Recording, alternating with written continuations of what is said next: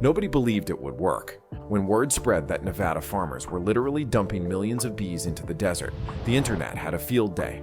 Videos of trucks pouring boxes of buzzing insects onto cracked, salty soil went viral in minutes. Comment sections lit up with accusations of animal cruelty, bad science, and flat-out lunacy. Who salts their own land and then covers it with bees? One critic joked. Agricultural experts shook their heads, calling the plan reckless. Neighbors whispered that the farmers had lost their sanity.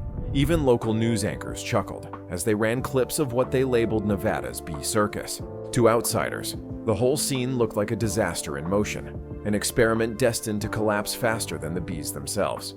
After all, Nevada wasn't known for fertile farmland. It was known for blistering heat, dry winds, and soil so alkaline it seemed cursed.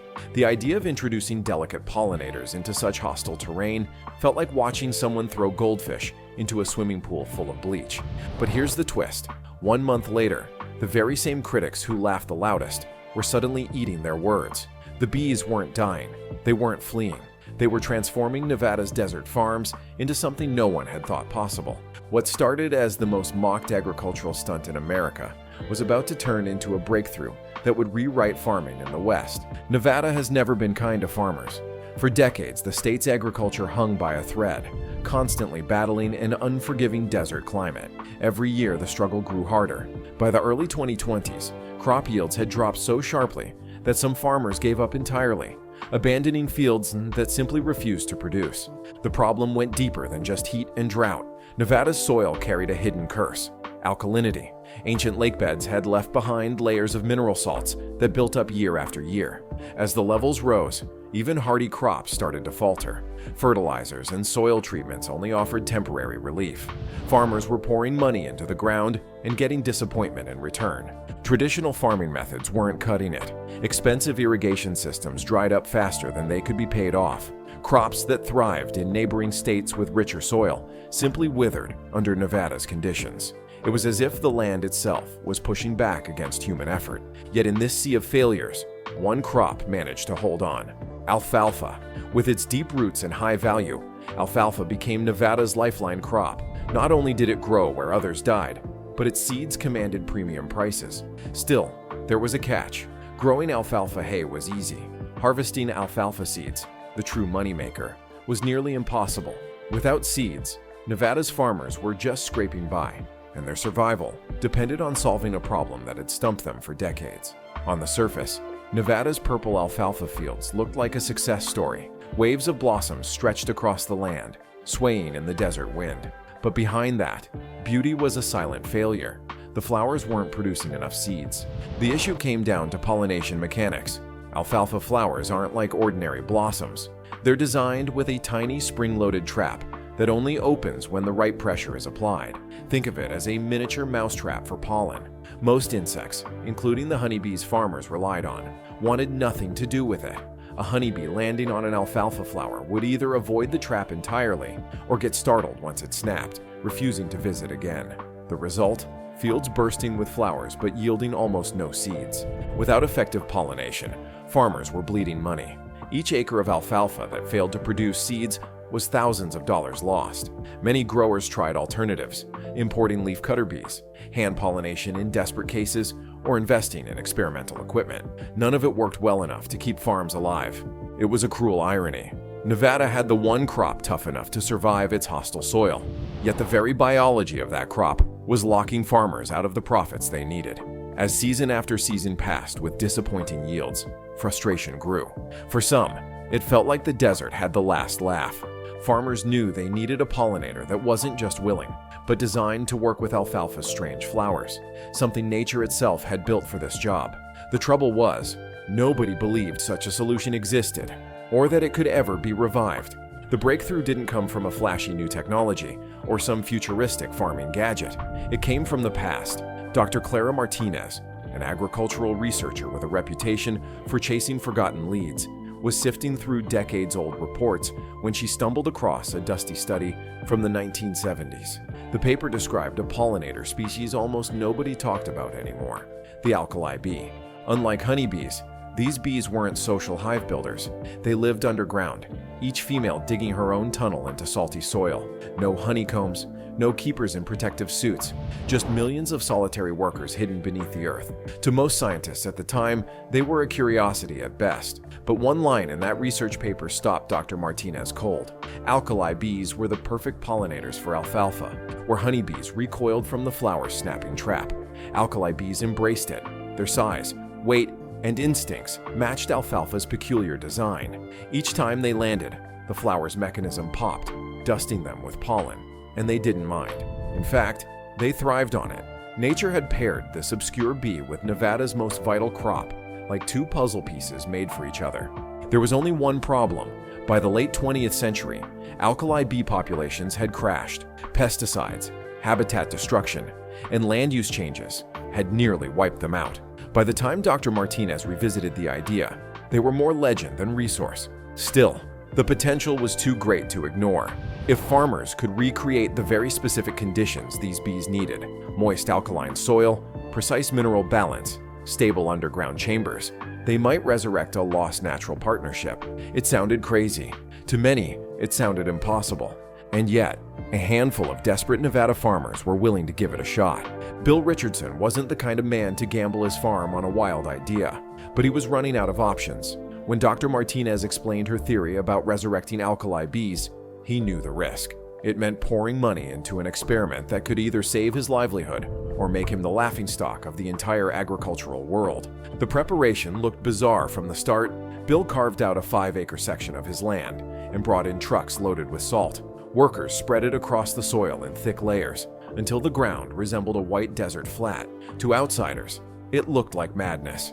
Why would anyone intentionally poison their own fields? Neighbors slowed their cars just to snap pictures, later posting them online with captions like, "Guess this farmer finally snapped." But the salt was just step one. Beneath the surface, Bill installed a network of pipes and sensors to keep the soil at just the right moisture level. Too dry, the tunnels would collapse. Too wet, the bees would drown. It was a delicate balance that required constant monitoring. Critics pointed out that he had already spent more money on underground irrigation than most farmers invested in entire seasons. Then came the day that put Nevada on the map for all the wrong reasons. Specialized trucks arrived, carrying millions of buzzing alkali bees. Workers opened crates and released them directly onto the salty, barren ground. News crews swarmed the site, filming what looked like a mass insect dumping. Clips hit social media within hours. "This is animal cruelty," one comment read. Others joked about Nevada farmers auditioning for a science fiction movie. Professors even used the footage in lectures as an example of what not to do. Bill received hate mail calling him reckless, delusional, even abusive to nature. Yet through all the noise, he held firm. He and Dr. Martinez agreed to wait a month. Only time would reveal whether he'd thrown away his fortune or stumbled upon the key to Nevada's agricultural survival. Above ground, Nevada's bee dump looked like a failure waiting to happen. The soil was crusted with salt, the desert heat was brutal, and critics were already predicting mass die-offs. But underground, something extraordinary was unfolding. Within days, the alkali bees began doing what no one expected. They stayed. Instead of flying off in search of greener pastures, the females started digging. Each one pierced the salty surface, carving perfect tunnels into the prepared soil below. To onlookers, it looked like madness. To Dr. Martinez, it looked like history repeating itself. This was exactly how alkali bees had lived in Nevada centuries earlier. The tunnels weren't random. Bees chose specific spots, creating an efficient underground network.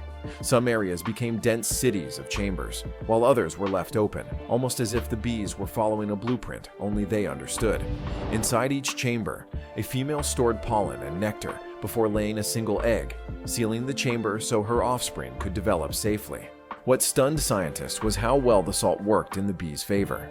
It acted as a protective shield, holding moisture in the soil and deterring pests. It created alkaline conditions that killed harmful parasites but left the bees untouched. What critics saw as poison, the bees treated as home. And then came the real surprise: reproduction. Each female could produce multiple offspring, which quickly matured and began tunneling themselves. The 5-acre bed wasn't just a temporary habitat. It was evolving into a self-sustaining bee colony that grew larger by the week. The mocking voices hadn't gone away, but something powerful was brewing beneath the surface, and soon, the results would be impossible to laugh off. 3 weeks after Nevada farmers unleashed millions of alkali bees into the desert, researchers noticed something strange in the nearby alfalfa fields. The flowers were behaving differently. Their blooms were fuller, their colors more vibrant, and activity around them had doubled. Dr. Martinez set up cameras to document what was happening. What she captured changed everything. Unlike honeybees, which hesitated at alfalfa's spring-loaded petals, alkali bees dove right in. Each landing was deliberate, their weight pressed just enough to trigger the flower's trap mechanism, releasing a burst of pollen that coated the bee head to toe. Instead of avoiding the shock, these bees seemed to anticipate it, moving on confidently to the next bloom. The efficiency was staggering.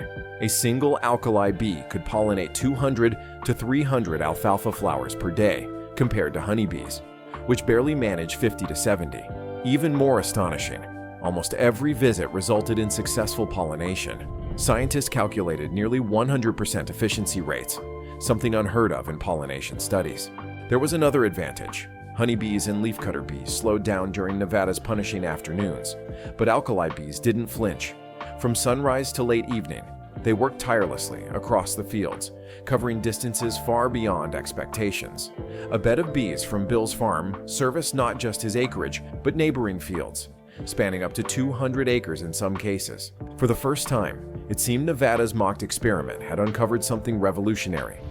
The numbers were undeniable, yet the true measure of success would only come with harvest season. That was when critics would be forced to confront results they couldn't dismiss. When harvest season arrived, Nevada's gamble finally revealed its hand. Farmers who had been mocked for pouring bees into salty soil were suddenly staring at numbers nobody thought possible. Bill Richardson's alfalfa fields exploded with seed production, where most Nevada farms barely scraped 600 to 800 pounds of seed per acre. Bill's bee-powered fields hit over 1,800 pounds per acre, with some sections topping 2,000. Agricultural experts initially dismissed the figures as errors, until they saw the warehouses filled with sacks of seed. The financial impact was just as shocking. With alfalfa seeds selling for around $12 a pound, Bill's 200 acres generated millions more than previous years. What critics had ridiculed as bee cruelty was now the most profitable farming strategy Nevada had ever seen. Word spread fast. Extension offices were flooded with calls. Farmers who had laughed the loudest were now begging to learn Bill's methods. Even universities that had mocked the project scrambled to study it. Nevada had gone from being the butt of farming jokes to a state on the cutting edge of agricultural innovation, all in the span of a single harvest. Once Nevada's numbers hit the headlines, everyone wanted in. Farmers across the West, from California to Colorado, rushed to copy the so-called bee bed revolution. On the surface, it seemed simple. Salt the ground, release bees, profit.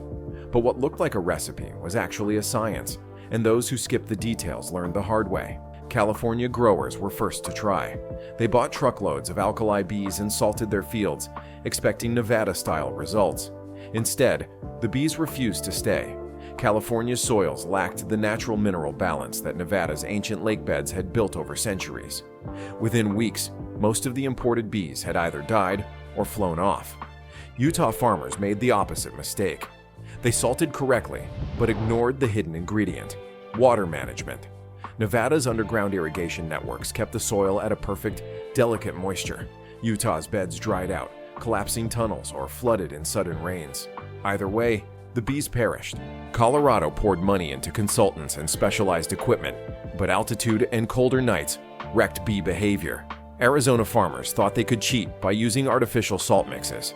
Half their colonies died in less than a month. In New Mexico, surface watering proved a disaster once the desert heat kicked in, baking entire bee beds to dust. By the end of the year, Nevada's critics had become clients. Out-of-state farmers who had once mocked the bee circus were now paying Nevada consultants thousands to recreate the formula. But even with expert help, few achieved the same level of success. What everyone finally realized was that Nevada's miracle wasn't about simply dumping bees into dirt. It was about an ecosystem engineered with precision, salt chemistry, underground water, and the bees' ancient biology working together in balance. Without all three, the magic collapsed. As copycat attempts fizzled, universities and research labs turned their eyes to Nevada. What they found forced the scientific community to rethink decades of assumptions about pollination. Field studies revealed bee bed populations that shattered records. Some 5-acre sites hosted over 8 million active females, the largest aggregations of ground nesting bees ever documented. Even more shocking was their stability. While most managed pollinator programs required restocking every season, Nevada's colonies kept expanding year after year. Researchers found beds that had been continuously active for decades, with no signs of decline. Genetic testing explained why. Alkali bees weren't just tough. They were specialists. Over thousands of years, they had adapted to Nevada's saline soils and harsh climate. These traits made them far more effective in their home environment than imported honeybees or leafcutter bees could ever be. Even environmental surveys turned skeptics into believers. Instead of harming ecosystems, the bee beds actually boosted biodiversity. The moist soil zones created microhabitats for desert plants and shelter for other insects. Nevada's mocked experiment was proving to be a win not only for farmers, but for nature itself. What had started as an embarrassing spectacle was now a scientific model, proof that working with native species could outperform any imported fix. In just a few short seasons, Nevada went from being the butt of agricultural jokes to a state leading a farming revolution. What critics once called bee-dumping madness had evolved into a multi-million-dollar engine of growth. Alfalfa seed yields tripled, profits soared, and Nevada transformed into a $400 million pollination powerhouse. Bill Richardson, the farmer who endured months of ridicule, expanded his operation from a struggling 200 acres to more than 1,500. His once mocked bee beds were now models for agricultural innovation. Equipment companies, consultants, and even universities built new programs around what Nevada farmers had pioneered. The lesson was clear. Sometimes the ideas that seem the most foolish are the ones that change everything. By trusting a forgotten native species and re-engineering their land, Nevada's farmers had pulled off the impossible, turning hostile desert into one of the most productive alfalfa regions in the country. And all it took was the courage to dump millions of bees into the sand. What do you think? Was Nevada crazy lucky or crazy smart? Would you take a gamble like this if your livelihood was on the line? Share your thoughts below, and don't forget to subscribe for more stories like this.